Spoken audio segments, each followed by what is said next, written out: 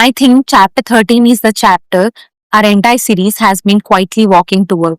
Not because it gives another solution, but because it answers the deepest question of all: who am I? Every chapter before this helped the girl heal one layer of herself.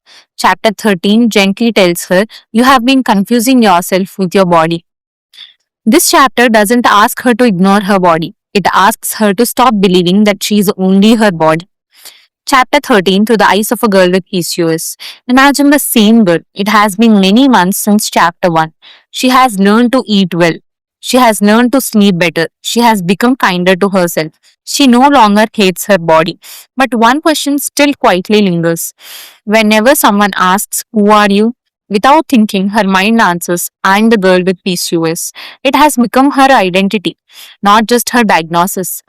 Krishna gently asks one question. Krishna says, this body is the field. Imagine him looking at the girl and asking, if your body is the field, who is the one looking after it? She pauses. She has never thought about that before. The garden. Imagine someone gives you a beautiful garden. Some flowers bloom, some plants become dry, some weeds appear. Would you ever say, I'm the garden? No, we would say, I take care of the garden. Krishna smiles. Exactly. Your body is your garden. It deserves attention. It deserves nourishment. It deserves patience. But you are not the garden. You are the gardener. PCOS lives in the body. For years, the girl kept saying, I'm broken. Krishna gently changes one word. Your body is experiencing an imbalance. One sentence creates suffering, the other creates clarity. Notice the difference. I am unhealthy. My body needs heal. I am failing. My treatment isn't giving the results I hoped for yet. I am ugly. My skin is going through. The symptoms remain the same, but the identity changes completely.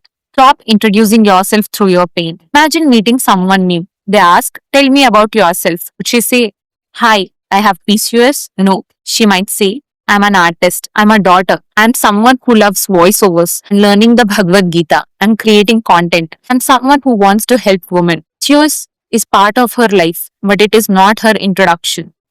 The body changes. The observer remains. Think back to childhood. She had a child's body, then a teenager's body, now an adult body. One day she'll have an older body. Body has changed many times, yet somewhere inside she still feels like the same me. Krishna gently asks, have you noticed the body has changed, but the one aware of those changes has always been there? Care without becoming consumed. This is where chapter 13 becomes incredibly practical. Krishna never says ignore the field. The gardener still waters the plants, removes weeds, adds fertilizer, protects the soil. Likewise, the girl still takes her medicines, follows her doctor's advice, eats nourishing food, exercises, gets enough sleep.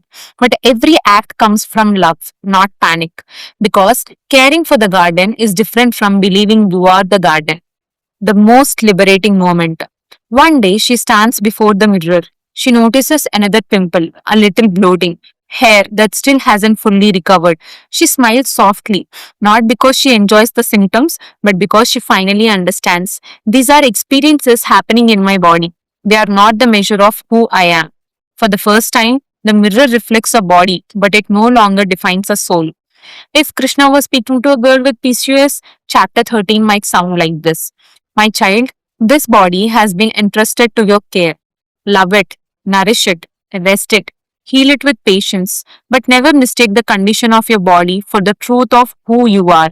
Your hormones may change, your cycles may change, your appearance may change, even your symptoms may come and go.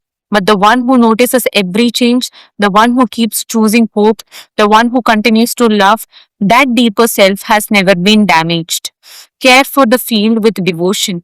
But remember, you are the gardener, not the garden. Chapter 13. My body is a sacred responsibility, but it is not my identity. Do you remember what happened in chapter 1? The girl stood on the battlefield and thought everything is falling apart.